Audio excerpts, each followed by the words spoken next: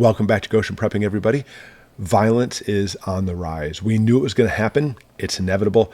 So this video is the perfect video to get you ready for, well, if we're talking about things hit where you live, your home, or if you're out and about, like, for example, grocery shopping. Because it's not a matter of if, it's a matter of when, because it's going to happen even more. So some real good practical tips. Write this down. Number one, at your home, harden your entry points. Doors, reinforce it with deadbolts, get a steel door even if you can, security bars, door jammers, door alarms, even some of that 3M tape you can put on your windows so they make them shatterproof. Now, strategies and tactics. Understand that if you have a group of people come to your home, it's a very simple tactic which is widely used. You'll have one or two people at your front door who are going to distract you while the other ones come around the side, come around to the windows. So especially if you have multiple people in your home, you need to have specific places. For example, set an alarm. Say, hey guys, somebody's at the door. Go to your stations and watch for this, because they will try different venues as a distraction, making you think it's just your front door. And of course, don't ever, even if you possibly know who it is, don't ever open your front door when somebody knocks on your door or rings your doorbell. You simply just resound through the door and say, who are you? What do you want? And go away. Lighting is the key. Lighting is your first defense. Of course, most crimes and such take place after dark. Motion activated lights are the way to go. You can even get solar powered ones, which is really nice. Not to mention, keep certain things lit inside your home to make it look like you are home. Even when you are home, you want to make it so it looks like it's nice and alive and active. Much more likely somebody will walk away than breaking in if they think that you're up and about. Now, when you put lights on your home, around your home, understand you need to have these lights pointed away from your home. Even put them on your house, that's great. Pointed outward, that's the way to go. A lot of people like putting accent lighting, so it puts lights toward their home, make their home look all nice and pretty. Not a smart idea. You don't want to have it so, first off, it gives your position away, but secondly, blinds you to seeing any type of intruders. Number three, you have to have more layered security, if I can put it that way.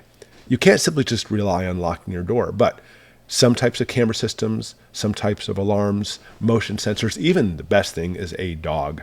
We have a couple dogs, and they don't even have to be living outside. Ours are inside, and they know when somebody's coming, and off they'll go. But here's the key. You want to have a diversity of systems. I know everybody today wants to buy, for example, like the Ring system and have just the Ring do everything for them. And I'm not going to always say, not to each their own. If that's what you want to do, go for it. But having a variety of equipment is the way to go.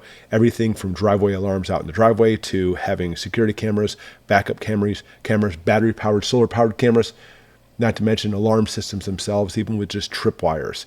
My house is a fortress. I use all of this. So here's the thing. Let's say you go with a Ring alarm, and that's all you go with. In reality, there's nothing wrong with that, as long as you have a lot of area you're going to cover with it.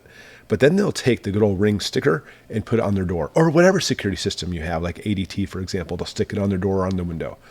That lets the criminal know. That lets marauders know. That's let people who are smart know exactly what kind of system you have. And they're like, oh, now I know what kind of system you have. I can beat your system. Because there's a ways around every single one of these, by the way. So what you want to do is put signs out there that you have an alarm. Just don't tell what kind of alarm it is. And even if you had to put up a couple dummy cameras, if you can't afford real ones, in addition to your real ones, even better.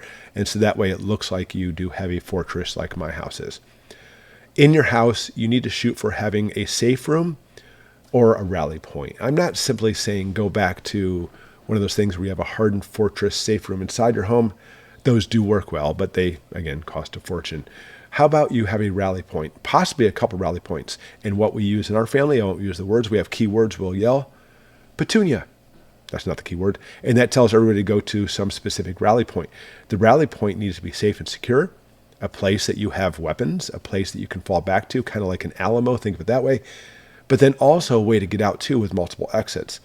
But have even a second backup point. Not only that, but have a rally point outside somewhere where it's not right next to the house. So that way when you get people out, you can get them away from the house in case your house is overrun. Think about that. And then, of course, I can't stop preaching this more than anything else, is situational awareness. This is at home too. Situational awareness. Think about this. Your house, your neighborhood, your street, you know it better than anybody else except for perhaps your neighbors. So know your neighbors, know your locale. Know everything that's going on there, because once you see something that's happening out of the norms, your gut will usually tell you there's something going on here. Listen to your gut. listen to it and obey it and follow it, because your neighborhood is your area.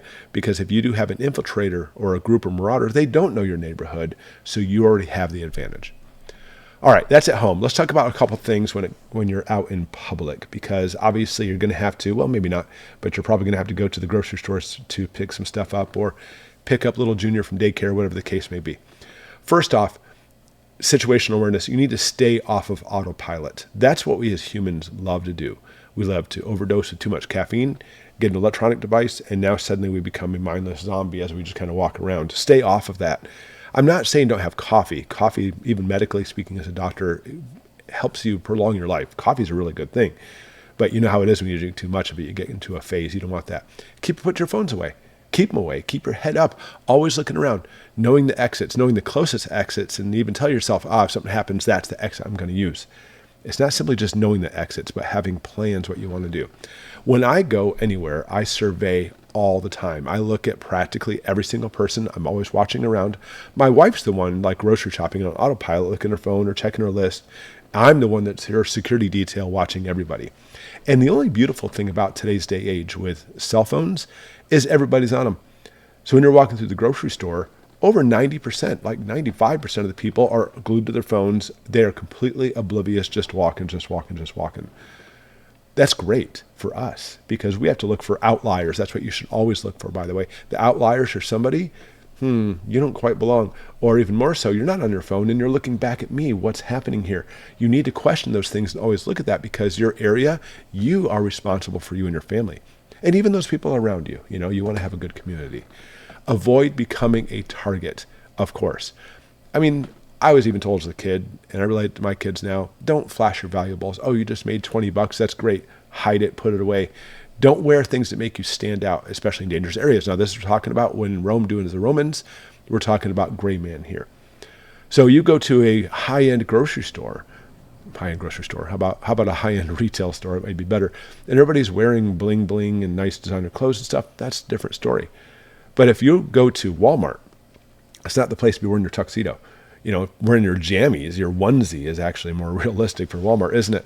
But you want to be able to dress as the people do. Don't stand out. Don't paint yourself as a target, especially when it comes to looking rich.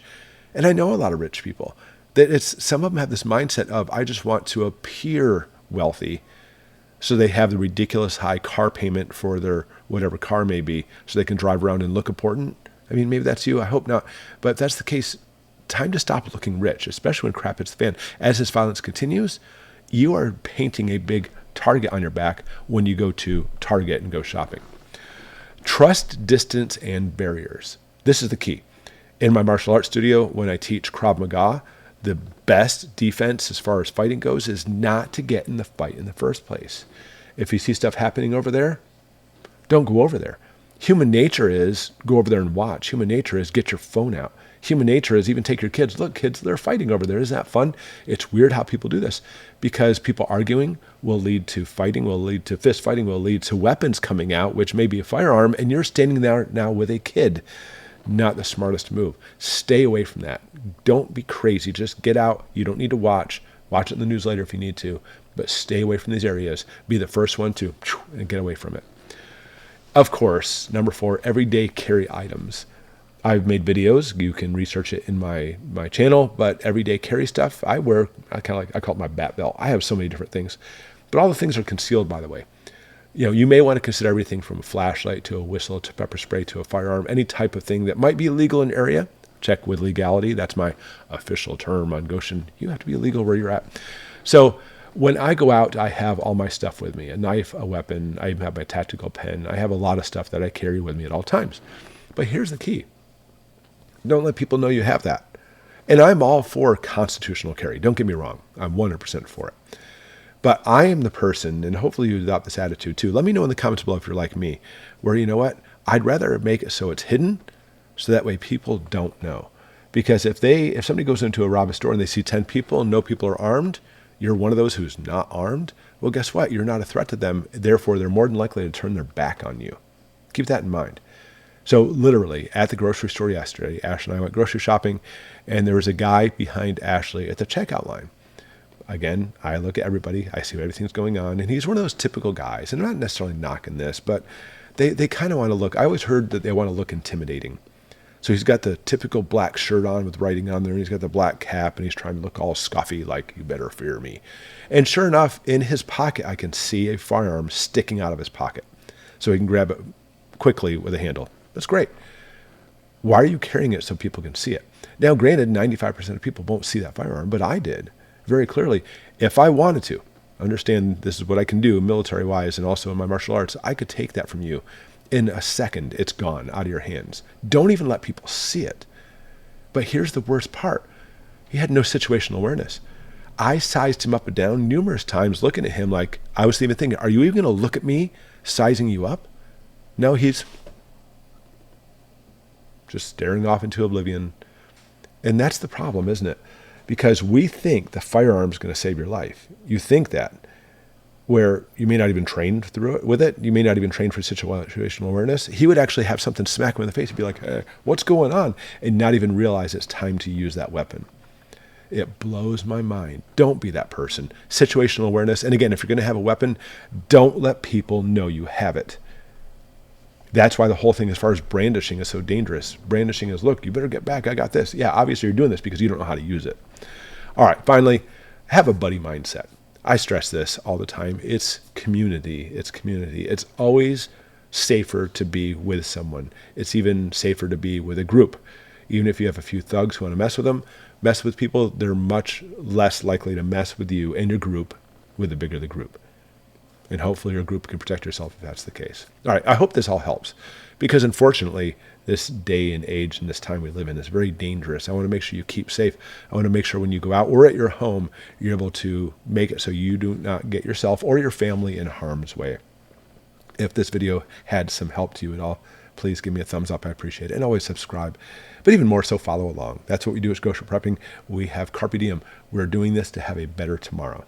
Thanks for watching, everybody, and we will see you next time.